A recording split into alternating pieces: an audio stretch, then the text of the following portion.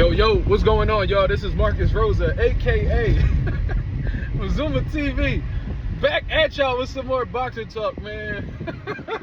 I can't even finish the intro. I cannot believe what I just read on these social media platforms, man. According to Ring Magazine, Keyshawn Davis's team formally addresses the WBO and lets them know they will not be challenging Devin Haney for his WBO welterweight title and will move forward to pursue other fights.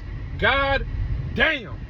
Where all them niggas at that was in my motherfucking lives saying that Devin Haney was going to pull out of the purse bid and he was going to vacate his title? Where y'all niggas at?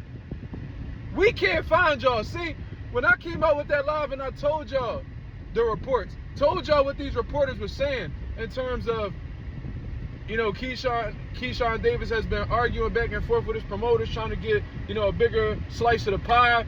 You know what I mean? They was millions apart in negotiations, and, you know, Top Rank had allegedly offered him $3 million. He wasn't with it. He was looking for at least 5 or 6. It didn't work out too well. They ended up going to the purse bid. Keyshawn Davis ends up taking a $900K plus loss in the purse bid. And I knew from there that it really wasn't looking too good, especially with how quiet Keyshawn Davis was. I knew it was something fishy going on. And boom, there you have it, man. Keyshawn Davis officially pulls out of this fight with Devin Haney, essentially ducks Devin Haney, if we're being honest. And this is a really, really bad look for Keyshawn Davis, just considering all the shit he done talked in the lead up to this fight. Where Debo? Where Debo? I'm Craig. You know, Debo got hit with a brick. Debo got hit with a brick. He pulling up to that house that they shot the movie Friday at. You know what I'm saying? He in the water, man, nobody for fight me. You know, post-fight press conferences, I want Devin Haney, give me Devin Haney. Oh, I'm going to stop Devin Haney, blah, blah, blah. Devin Haney like, all right, what's up, nigga? What's up? I wanted to fight your big bro, Shakur, but, you know what I mean? You ain't nowhere to be found. So, what's up? Oh my God, bro. Keyshawn Davis just keeps on being in his own way, man. Starting all the way back to him testing positive for marijuana and that Nair Albright fight, to, you know, completely fumbling that bag and fucking up Top Rank money with missing weight and canceling his fight with Edwin De Los Santos, to causing a fucking scene backstage when Nair Albright beat your older brother ass and you went in there and started a whole fight over there. Now, and then you talking about that you was drinking in the lead up to your fights, and that's why you missed weight against Edwin De Los Santos. You was drinking every day. Now you got an opportunity to make yourself one of the biggest names in the sport of boxing. And everybody has faced this point in their career where they had to take a little, you know, they had to take a little L in order to get to the position that they wanted to get. We just seen Jaron Ennis do it. You know what I mean? He took a pay cut to fight in Montes Stanionis. He became the unified champion. You know what I'm saying? He was going to take an L with the Virgil Ortiz negotiations. But, you know, Virgil Ortiz is not called cold feet or whatever the case is. We see Floyd Mayweather do it. You know what I mean? He surrendered to basically all of Oscar De La Hoya's demands. Then when he beat Oscar De La Hoya, he became the man and has been the man from that point on till retirement. You know what I mean? Taking chances. That's not what the businessman is into these days. Absolutely embarrassing. I was telling everybody on the live last night, I was strongly advising Keyshawn Davis, bro, take this fight, even if it's not the money that you're really satisfied with. If you really believe in yourself and you truly feel like you can knock out Devin Haney, beat Devin Haney, whatever the case is, you go ahead, take whatever money they offering at that purse bid, take that $2.1 million, go ahead and whoop on Devin Haney, and you'll end up being the man, especially at welterweight. And those paydays that you've been, you know, looking for, they'll definitely come your way. But Keyshawn Davis doesn't see it that way, man. He worried about Devin Haney and what Devin Haney got in his pockets. You know what I mean? He worried about his type of paydays. Oh, well, Devin Haney making X amount of money, so I want this amount of money. And Keyshawn Davis, it's a pattern at this point. When I was addressing this, I had people in the chat talking shit to me as if I was just pulling shit from imaginary places. I told y'all, he already did this with the Richardson Hitchens negotiations. And Hitchens did the same thing, so he deserves the same type of criticism. But regardless, when they were trying to get him to fight Richardson Hitchens, He asked for an absurd amount of money that nobody was willing to pay because he's not worth that type of money. So now, Keyshawn Davis done got on the top range skin so bad, I already know they cannot stand that motherfucker. And don't be surprised if it's a situation where, because you know they put Keyshawn in timeout for that whole Edwin De Los Santos situation. They made him, you know, stand in a corner for a few months before they decided to forgive him and move on. But this right here, this might be the nail in the coffin, man. So don't be surprised if Keyshawn Davis doesn't fight for the rest of the year.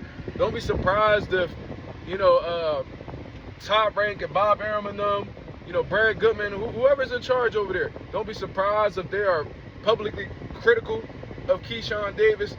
Man, this is a very, very bad look, especially for all that shit you was talking, Keyshawn. You was talking all this shit, how you was looking for Dev. Dev come for looking for you, and you ain't nowhere to be found. And Craig is the perfect name for you, because if it wasn't for that brick, and if it wasn't for that motivational speech from his pops, you would have been another bitch too. Let's keep it real. Like, when we really seen Craig was terrified of Debo. You know what I mean? He wanted to resort to guns. He wanted to pop Debo because he didn't like his chances over fighting him. So his pop was like, you know, this is what a real man is. You know what I mean? Put your dukes up, man. You know what I mean? You win some, you lose some, but you live to see another day.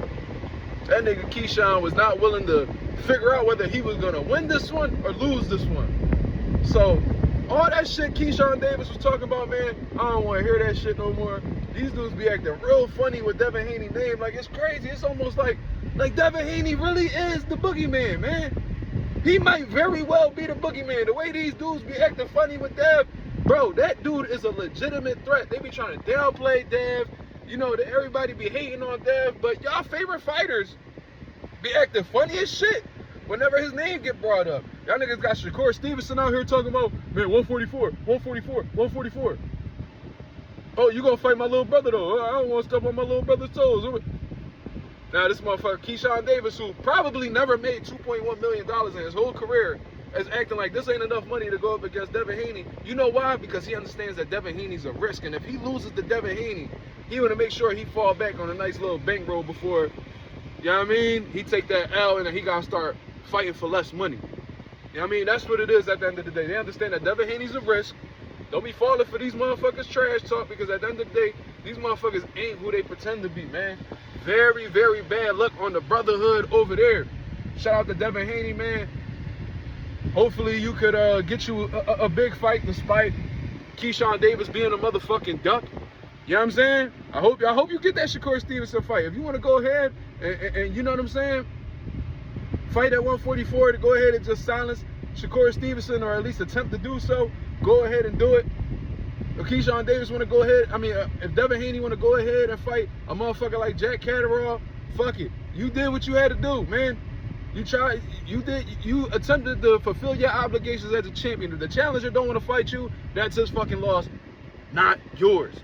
You know what I'm saying? Absolutely embarrassing, man. I cannot wait to get on live tonight, 10:30 p.m. Eastern Standard Time, to cook up on this subject.